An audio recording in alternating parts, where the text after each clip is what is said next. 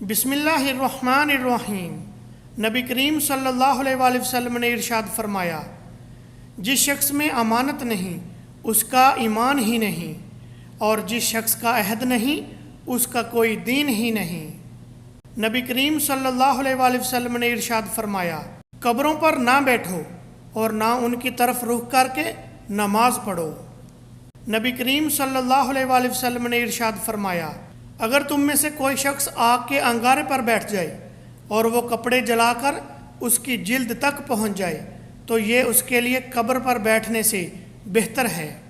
نبی کریم صلی اللہ علیہ وآلہ وسلم نے ارشاد فرمایا، اپنی آوازوں سے قرآن کو حسین بناؤ، کیونکہ اچھی آواز قرآن کے حسن میں اضافہ کرتی ہے۔ نبی کریم صلی اللہ علیہ وآلہ وسلم نے ارشاد فرمایا، میں تم میں دو چیزیں چھوڑ کر جا رہا ہوں، پس جب تک تم ان دونوں پر عمل کرتے رہو گے تو کبھی گمراہ نہیں ہوگے، اللہ کی کتاب اور اس کے رسول صلی اللہ علیہ وآلہ وسلم کی سنت۔ جب نبی کریم صلی اللہ علیہ وآلہ وسلم قمیض زیب تن فرماتے تو آپ صلی اللہ علیہ وآلہ وسلم آغاز دائیں طرف سے فرماتے تھے۔ نبی کریم صلی اللہ علیہ وآلہ وسلم نے ارشاد فرمایا، سونا اور ریشم میری امت کی خواتین کے لیے حلال کیا گیا ہے اور اس کے مردوں پر حرام کیا گیا ہے۔ نبی کریم صلی اللہ علیہ وآلہ وسلم نے ارشاد فرمایا، جو شخص دنیا میں دوگلا ہوگا تو روز قیامت اس کی زبان آگ کی ہوگی۔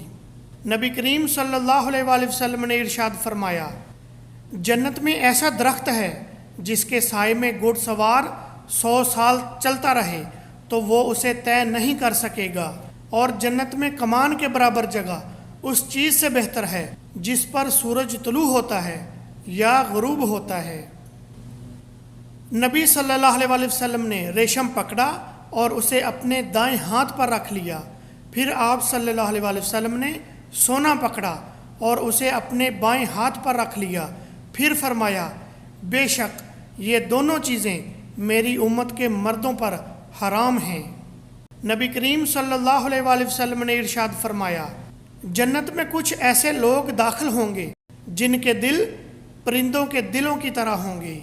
نبی کریم صلی اللہ علیہ وآلہ وسلم نے ارشاد فرمایا، ہر بندہ اپنے آخری عمل پر جس پر فوت ہوا اٹھایا جائے گا۔ نبی کریم صلی اللہ علیہ وآلہ وسلم نے ارشاد فرمایا، کیا میں تمہیں جہنمیوں کے بارے میں نہ بتاؤں؟ ہر سرکش، بخیل اور متکبر۔ ایک اور روایت میں ہے، ہر بخیل، کمینہ اور متکبر شخص۔ نبی کریم صلی اللہ علیہ وآلہ وسلم نے ارشاد فرمایا، جس شخص نے اللہ کے لیے محبت کی، اللہ کی خاطر بغض رکھا، اللہ کی رضا کی خاطر عطا کیا اور اللہ کے لیے روک لیا تو اس نے ایمان مکمل کر لیا۔ نبی کریم صلی اللہ علیہ وآلہ وسلم نے ارشاد فرمایا، اس شخص کے لیے خوشخبری ہو جو اپنے نامہ اعمال میں بہت زیادہ استغفار پائے۔ ایک صحابی نبی صلی اللہ علیہ وآلہ وسلم کی خدمت میں حاضر ہوئے اور آپ صلی اللہ علیہ وآلہ وسلم سے جہاد میں شرکت کی اجازت چاہی۔ آپ صلی اللہ علیہ وآلہ وسلم نے ان سے دریافت فرمایا، کیا تمہارے ماں باپ زندہ ہیں؟ انہوں نے کہا کہ جی ہاں۔ آپ صلی اللہ علیہ وآلہ وسلم نے فرمایا، پھر انہی میں جہاد کرو، یعنی ان کی خدمت کر۔ نبی کریم صلی اللہ علیہ وآلہ وسلم نے ارشاد فرمایا، جو شخص گواہی دے کہ اللہ کے سوا کوئی معبود برحق نہیں اور محمد صلی اللہ علیہ وآلہ وسلم اللہ کے رسول ہیں، اللہ نے اس کو جہنم پر حرام کر دیا۔